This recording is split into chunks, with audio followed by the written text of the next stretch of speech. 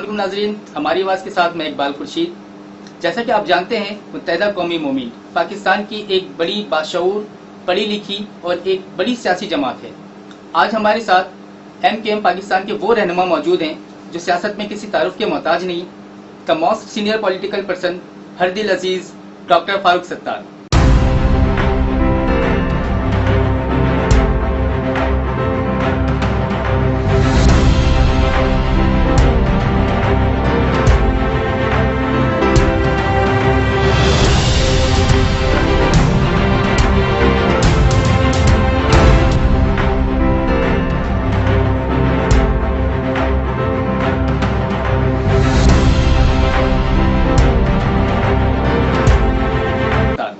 السلام علیکم جی، وعلیکم السلام اور خوش آمدید۔ آپ میرے گھر تشریف لائے ہماری آواز کے پلیٹ فارم سے۔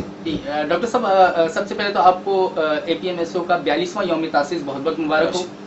ڈاکٹر صاحب، سیاست کے حوالے سے تو گفتگو ہوتی رہتی ہے، یہ بتائیں کہ آپ بہت اچھا گنگناتے بھی ہیں، اچھی شاعری بھی کرتے ہیں، تو یہ شوق آپ کو کیسے اور کب سے ہے؟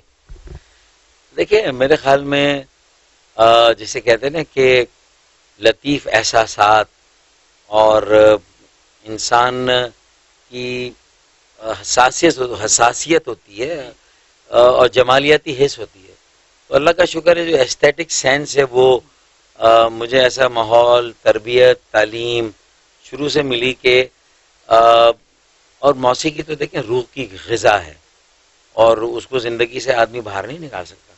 اتنا اسٹریس، ہماری ذمہ داریاں اس قدر، اور اس میں اتنے مشکل مرحلوں سے گزرنا، تو پھر 2-3 مہینے میں ایک بار اپنے دوستوں کے ساتھ بیٹھ کے ان میں کچھ دوست ایسے ہیں جو بہت اچھا گاتے ہیں، تو وہ ہم گانا سن لیتے ہیں، اور وہ بہت ضد کرتے ہیں تو ہم گنگنا لیتے ہیں، تو وہ گاتے ہیں ہم گنگناتے ہیں، تو گنگنانے میں اور گانے میں فرق ہے۔ تو گنگناتا تو میرے خیال میں ہر شخص جو موویز دیکھتا ہے، جو پلیز دیکھتا ہے، جو میں سنتا ہے، غزلیں سنتا ہے، تو اور جس کو موسیقی کا شوق ہے، جس کو شاعری کا شوق ہے، غزلیں سننا، شاعری سننا، نغمے سننا، تو میرے خیال میں وہ کہیں نہ کہیں گنگناتا ضرور ہوگا۔ 28 سال کی عمر میں میئر بننے کا اعزاز آپ کو حاصل ہے، تو اس وقت آپ کے سیاسی خیالات، سیاسی جذبات کیسے تھے؟ قطعی غیر سیاسی تھے۔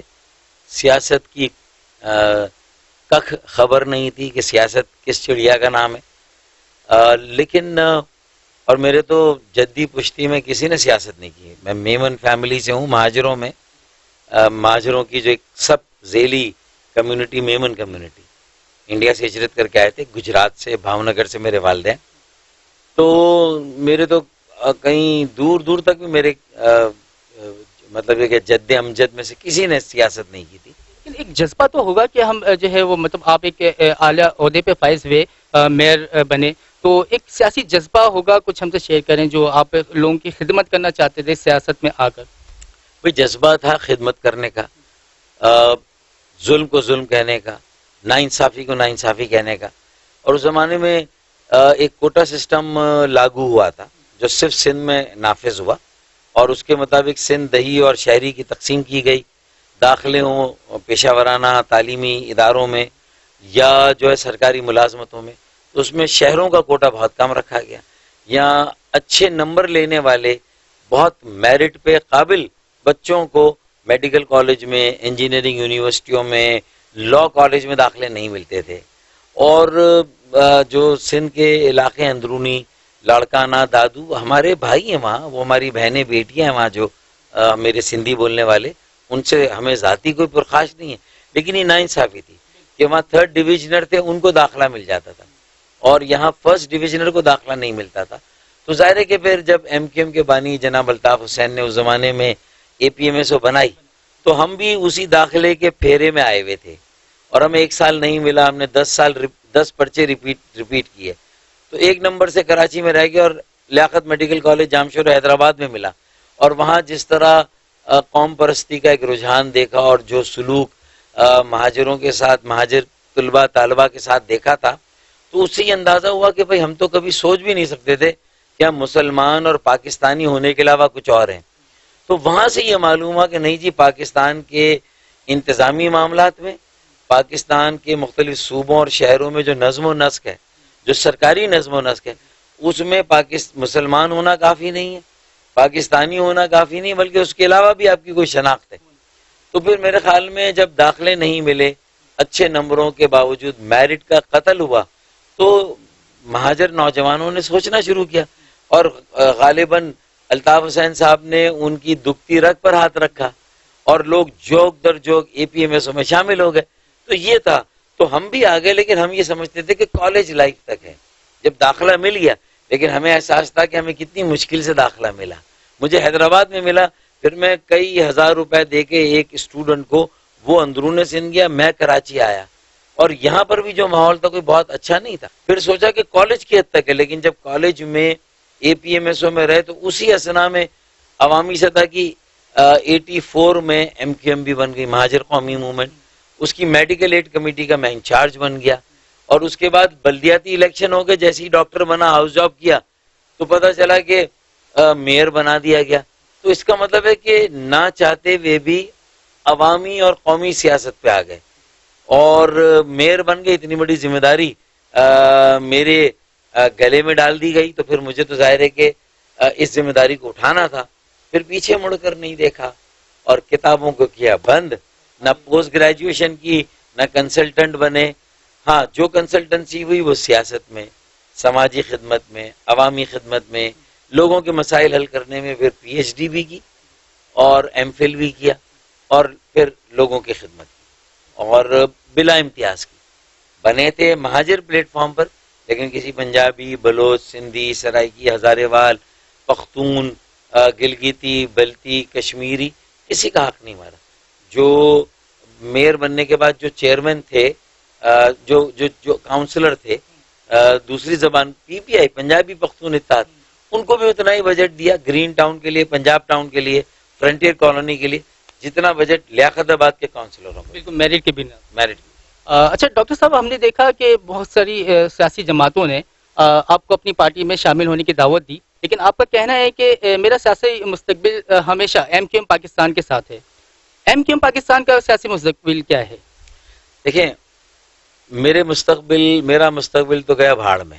اللہ تعالیٰ نے جو مجھے عزت دی ہے، میں جس لوگوں کے دلوں کے ساتھ جس طرح اللہ تعالیٰ نے مجھے جوڑا ہے، کہ ایم کیو ایم کے بانی کے بعد اگر ایم کیو ایم کا کوئی برانڈ ہے تو پورے پاکستان میں اگر ایم کیو ایم کی کوئی شناخت ان کے بعد ہے تو وہ الحمدللہ وہ میرے ساتھ جوڑتے ہیں ایم کیو ایم کو، الحمدللہ. اور میری کریڈیبلٹی ساکھ، جس میں انٹیگریٹی، آنیسٹی، ایمانداری، دیانتداری. پھر دوسرا ایکسیپٹیبلٹی. میں پاپولرٹی کی بات نہیں کہتا، شہرت، ایکسیپٹیبلٹی. آپ قابل قبول ہیں اپنے لوگوں کے لیے بھی، پڑھے لکھے لوگوں کے لیے بھی، ہر مذہب، مسلک، زبان، علاقے کے جو مختلف لوگ ہیں، مختلف رنگ نسل کے، اور آپ اپنے سیاسی مخالفین میں بھی آپ کی ایک قبولیت ہے، آپ کو مانا جاتا ہے. تو یہ چیز کسی بھی تحریک اور جماعت کا اثاثہ ہوتا ہے. بدقسمتی سے میرے لوگوں نے میری قدر نہیں کی، اور میں نے ان کو بچانے کے لیے 23 اگست کو لندن سے الگ ہوا، جو مشکل ترین فیصلہ تھا، آسان فیصلہ نہیں تھا. میں نے 10,000 لوگوں کو گرفتار ہونے سے بچایا. 22 اگست کی بات کر رہے ہیں آپ، جو واقعی میں ایم کیو ایم کی تاریخ میں ایک میں اتنا کمپلیٹ کر دوں تو میرا مستقبل نہیں، ہاں ایم کیو ایم کا مستقبل اور پاکستان. دیکھیں، میں کسی اور جماعت میں نہیں جا رہا، اس لیے کہ اب 40 سال ایم کیو ایم میں اور اے پی ایم ایس او میں رہنے کے بعد میرا جانا یہ لوگوں کو تاثر جائے گا کہ میں اپنی ذات کے لیے جا رہا ہوں. جبکہ میں نے تو کہا کہ میں سربراہ بنوں نہ بنوں، اسی ایم کیو ایم کو انشاءاللہ اور اسی سیاسی عمل کو، اگر ایم کیو ایم کے نام سے نہ بھی ہوا تو کوئی آزاد حق پرست موومنٹ بنا کے، کوئی آزاد متحدہ یکجہتی موومنٹ بنا کے، اگر یہ قبضہ گیر وڈیرے، اگر مجھے یہ پارٹی واپس نہیں ملتی تو مجھے سربراہ نہیں بننا، میں نے انٹرا پارٹی الیکشن کرانا. اسی لیے میں نے خالد مقبول کو کہا کہ بھائی تم بھی ڈمی سربراہ بن گئے، مجھے بھی ڈمی سربراہ بنا کے رکھا جا رہا تھا، میں نے وہ بننے سے انکار کر دیا. اور یہ ترہ میری اس میں نہیں آیا کہ میرے زمانے میں 4 سیٹیں ایم کیو ایم کو ملی کراچی سے. خالد مقبول آپ سربراہ تھے، آپ کے زمانے میں ملی. الطاف حسین صاحب کے زمانے میں 17 سیٹیں تھیں. اب آپ فیصلہ کریں، یہ 4 بھی نہیں بچیں گی. میئر کی کارکردگی کو دیکھ لیں، اور جس طرح آپس میں جوتیوں میں ابھی بھی دال بٹ رہی ہے، تو ہوش کے ناخن لیں اور اس ایم کیو ایم کو سنبھال لیں. یہ عوام اور لوگوں کی امانت ہے. یہ پاکستان بنانے والوں جنہوں نے 20 لاکھ جانوں کا جو ہے وہ نذرانہ دیا تھا، پاکستان قربانی دی تھی، ان کی اولادوں کی یہ پارٹی ہے. تو اسے بچا لیں، ایماندار ہاتھوں میں دے دیں، دیانتدار ہاتھوں میں دے دیں، نئے لونڈوں کے ہاتھوں میں دے دیں، لفنگوں کے ہاتھوں سے واپس لے. میں نے خالد مقبول کو یہ دہائی دی، ان سے کہا کہ اللہ کے واسطے میری یہ بات مان لو. مصطفیٰ کے کان پکڑ کے میں لا کے کھڑا کر دوں گا کہ بھئی تم بھی بہت سارے لوگوں کی دل آزاری ہوئی تمہارے بہت سارے بیانات سے، تو تم اس کو درست کرو اور تھوڑا سا بردباری سے کام لو. کرنا بھی چاہیے کچھ. تو اگر وہ بھی بات میری مان جائے اور خالد بھائی مان جائے تو پھر تو روح ہمارے پاس ہے، میرے پاس ہے، نظریہ میرے پاس ہے، سوچ اور فکر میرے پاس ہے، جسم وہاں ہے. اس جسم پر جن آ گئے، جنوں کو نکال کر اس روح کو واپس ڈالیں گے. ورنہ انشاءاللہ جو جسم حق پرست موومنٹ کا یا متحدہ یکجہتی موومنٹ کا بنائیں گے، انشاءاللہ وہی لوگوں کے دلوں کی دھڑکن ہوگی انشاءاللہ تعالی. اور اسی کا انشاءاللہ تعالی اگلے بلدیاتی الیکشن میں میئر آئے گا. کیوں کہ میں اگر 28 سال کی عمر میں میئر بنا، مصطفیٰ کمال 33 سال کی، تو میں نے یہ اندیا دے دیا، یہ نوید دے دی کہ اگلا میئر بھی اس آزاد پلیٹ فارم سے یا ایم کیو ایم ہمیں ملی تو وہ بھی انشاءاللہ تعالی 35 سال سے کم عمر کا میئر ہوگا. یہ ہم نے نوجوانوں کو، اور نوجوانوں کو میں جوڑ رہا ہوں 2 سالوں سے مختلف یونیورسٹیز میں، کالجز میں جا کر مختلف جو فلاحی تنظیمیں نوجوانوں کی، جو تعلیمی جو تنظیمیں ہیں، ان کی علمی تنظیمیں، ادبی تنظیمیں، ان کے ساتھ میں نے ریپو بڑھا کے ان سب کو سیاست میں آنے کی دعوت دی اور کہا ہے کہ own Karachi, save Karachi, make Karachi.